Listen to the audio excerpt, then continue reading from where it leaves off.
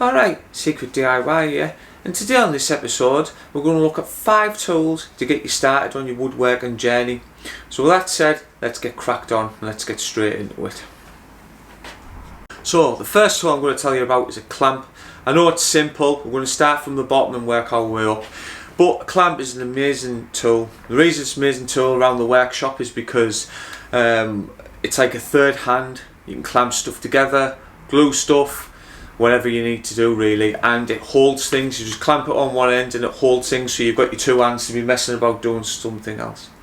Also, the reason I pulled this up is it's a cheap tool as well that is quite needed. Well, I think it's quite high on priorities, and you can pick these up out of Aldi where I live for about £6, and you get 2 of them at the same time.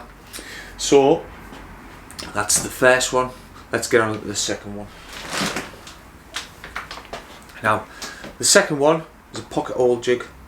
The reason I've said the pocket hole jig is because you can build furniture with it, you can build shop furniture with it, and also it's just generally good just stick wood together really if you're going to put things together like so. You get 2 types. You get this one there. This one you just clamp onto your piece of wood, and all that happens is you just drill through. Or you get this one and you clamp the wood in here, and your clamp goes in, obviously you clamp the wood together and you just put your pocket holes through there. And like I say, it's a good way of making a strong joint, so you can obviously build things and stick things together really and generally. You get different types of screws for it, and they're threaded, and also they're, like I say, they build a good joint. And there's obviously applications you can make to fill up the holes, or obviously put plugs in, and that helps as well hide the pocket holes. And you can hide on the outside, in the inside you can put your pocket holes in the inside of your desired build, and then basically all that does then is you can't see the pocket holes on the outside, and it gives it a seamless joint. So that's your pocket hole jig.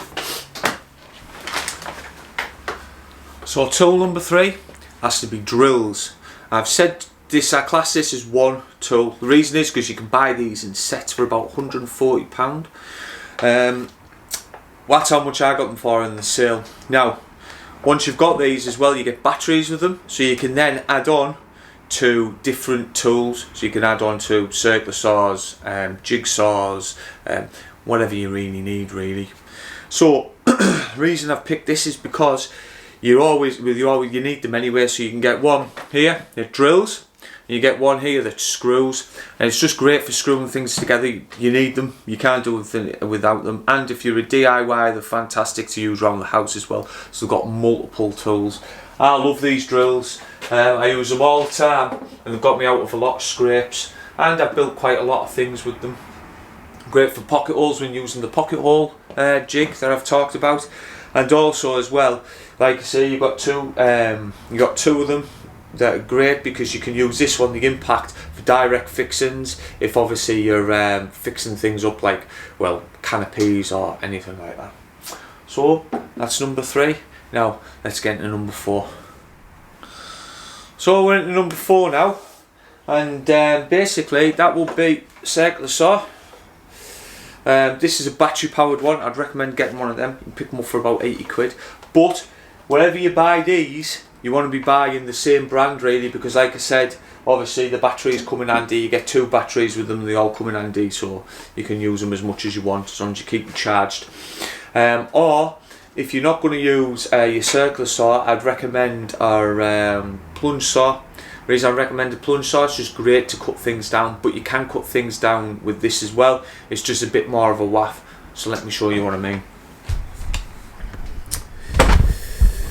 So what you would be doing here is basically for you to be able to cut massive sheets up like I've just showed you with the plunge saw. What you would be doing is you would have to put a clamp on here and a clamp there. You'd have to put something down like a spirit level, and then you would have to have this off the on an edge, or you'd have to put it on some foam. To be fair, that would be fine. And then what you've got to do is you've got to go along there. Once you've marked it, everything, then go across like this. So if you don't mind going through the WAF like I've just showed you there, this is your tool, because it's going to become a lot more versatile. You can cut things down with it like 2x4s if you're doing some framing. You can use it to put miters on. You can obviously turn it to like a 45 degrees older to put your 45s on like that. So it's a great versatile tool, and also the blades are quite cheap to buy, so that's another good thing as well. So with that said, really that is the tool number 4, and also I would recommend this over the plunge saw if you're a beginner, because with the plunge saw it's very one-dimensional. It's just for cutting down sheets, obviously for number 5, which was going to be the table saw, but this very versatile because you don't have any obviously it's battery powered, so there's no leads, so you can take it anywhere you want around the shop and you sound. So with that said, let's get on to number 5, which is the table saw. So number 5, it's got to be the table saw. This table saw is a bit more expensive, obviously it was 500 quid. I did have another one that cost £1,000, which I'm sure you know I used to have, but I decided to sell that because I got the virtually the same amount of money for it, and I used the money on other things. So I decided to get this, which cost about 500 quid, and then you got obviously the stand that goes with it. But there is better ones, well not better, but something was virtually equivalent, and you can pick that up for 180 quid. It's an Evolution. It's supposed to be really good, and I think you can buy the blades to cut different types of materials down, not just wood. But as far as I'm concerned, this only cuts down the wood really. But I'm over the moon with it, and I would recommend you get a table saw because there's lots of stuff you can do. Build jigs for them. Obviously these jigs can be used to obviously make different joints and stuff like that. You can put miters on them, so you don't need a miter saw. That's another thing that you don't need because you've got your table saw.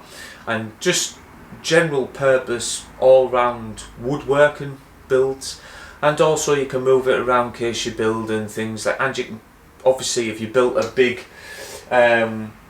workbench, you'd be able to obviously use it and rip sheets down as well, so you actually wouldn't need to buy your plunge saw if you wanted to. I've just got that because I use it for different various jobs.